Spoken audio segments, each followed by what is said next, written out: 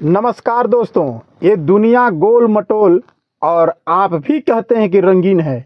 आप इतना भी रंगीन मत बन जाइए कि महात्माओं का आदर करना आप भूल जाएं, सम्मान करना भूल जाएं। आप वीडियो में देख रहे हैं ना, एक कांटे पे सोए हुए हैं। अगर एक कांटा आपके पैर में चुभ जाए तो दिन भर रोना रोगे, दिन भर आधा गांव जान जाएगा। अगर इंस्टाग्राम, यूट्यूब, फेसबुक, एक्स पर रहोगे, उसी चुभे हुए कांटे का आप दिन भर रोना रोगे। और एक 2 टके की सोच वाली इंस्टाग्राम पर नाचने कूदने वाली आकर के इनसे सवाल पूछ रही है, इन पैसों का आप क्या करोगे? क्या ये महात्मा किसी से पैसे मांगे थे?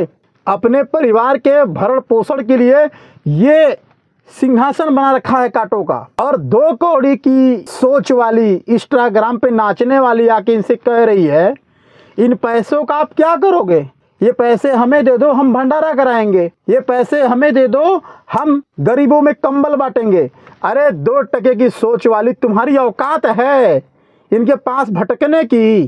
तुम तो 2 पैसे जेब से निकाल करके महात्माओं की सेवा में दे नहीं सकती और चल रहे हो कंबल बांटने और गरीबों का सेवा करने की भाव दिखा रही हो। यहाँ इनसे बड़ा धनी कौन होगा, इनसे बड़ा गरीब कौन होगा? किसे कंबल बांटने की बात कर रही हो? किसे भंडारा कराने की बात कर रही हो? ऐसे महात्माओं की वजह से भारत का वजूद है, ऐसे संतों के वजह से हमारे भारत की संस्कृति है। हमें गर्व है ऐसे संतों पर और लज्जा आती है हमें तुम जैसे 2 टके की जब सोच वाली ऐसे महात्माओं पर प्रश्न उठाती हैं।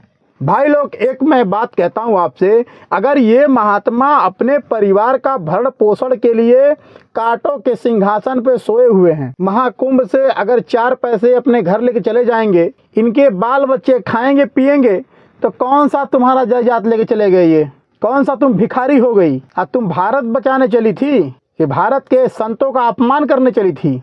और 2 टके की जो इनके ऊपर सवाल उठा रही थी, तो बिहार में जाओ, दशरथ मांझी भी हैं, इन्हीं के वंशज हैं, जिन्होंने अपने कठोर प्रण से पर्वत का सीना चीर डाला और रास्ता निकाल दिया वहां से।